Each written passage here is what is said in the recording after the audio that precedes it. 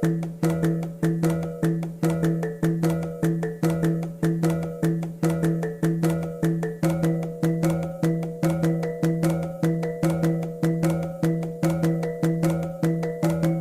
during his youth he did take heads.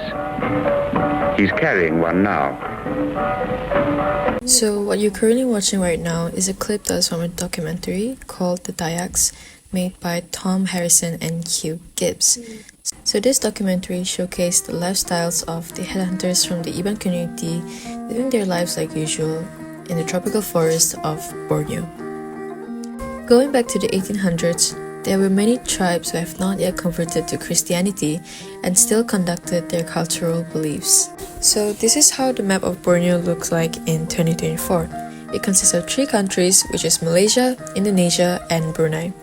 Well, this is how the map looked like back in the 1800s. This map dates back to 1880. While this map dates back to the 1700s, made by cartographer G. Albrizi. In Sabah, there are 3 types of tribes that are well known, which are the Kadasan Dusun, Bajau, and Murut. While in Sarawak, it consists of the Dayaks or Ulu, Melanau, and the Penan. So in this video, we'll be focusing more onto the Iban headhunters. So join me today as I showcase you the videos that I took last month, where me and my family went back to Siraman to celebrate Gawai together with our relatives and my dad's village. From this trip, I've learned many things about the Iban culture and interviewed the elderly people and also the Tuai Rumah. I even got the chance to witness the skulls myself that they kept still neatly in the village.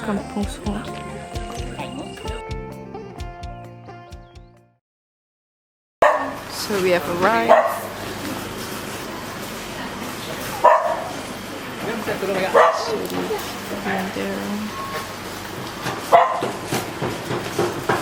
Go.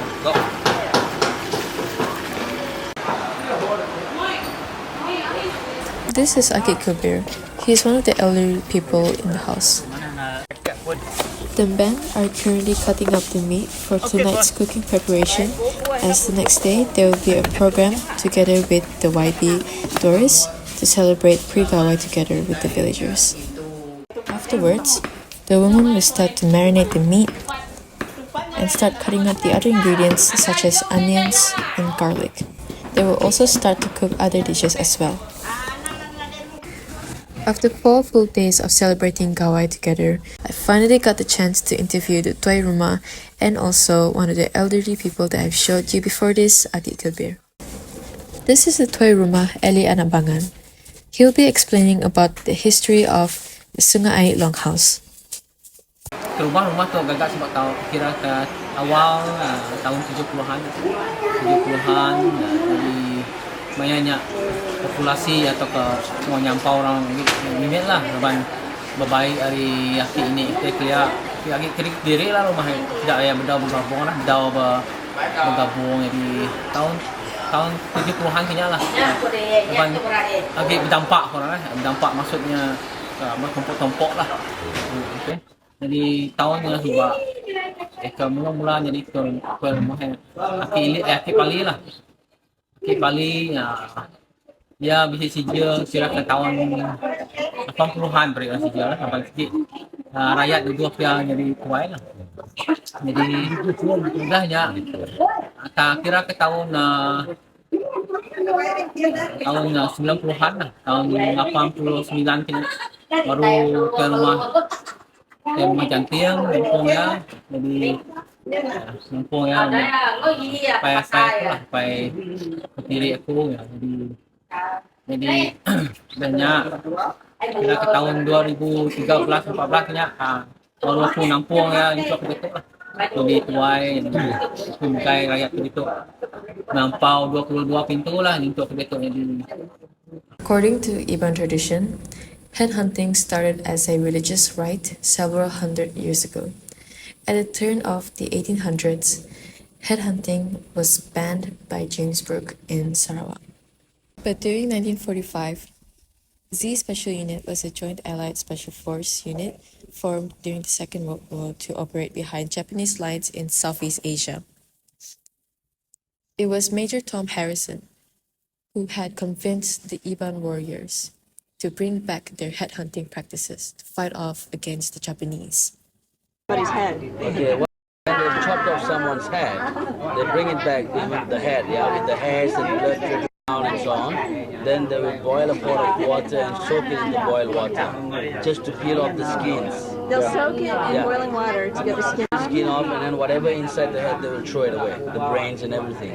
But when do they drink the blood? Right away? Right away after they've chopped it, when it's still fresh. You just drink a little bit of blood. The belief of that is the dead person's spirit will come to him, so he will be stronger in spirit. Yeah. This is why most skulls we see nowadays, or maybe in pictures, are always black in color. Rodi wai. Dini ke antu parak sitik kepada lagi di rumah lama je. I was quite sad to realize that there weren't any skulls left behind in my village. Aki Kabir stated that the skulls were either borrowed by other neighbors for rituals but they never gave it back. While some people say that since they were kept inside an empty house, some of the skulls would fall down and vanish. But me and my dad weren't gonna stop there though. He took me to my grandmother's little sister's village. She moved in there when she married her husband somewhere back in time. It's quite a culture for the woman to follow the husband's place after marriage. And we heard that her village still kept some skulls somewhere in the Ruai. The amount of skulls that are in my grandmother's house are in a total of 13 skulls. We have reached the end of the video. We hope that this video could help the younger generation to acknowledge more about headhunting history. Thank you for watching.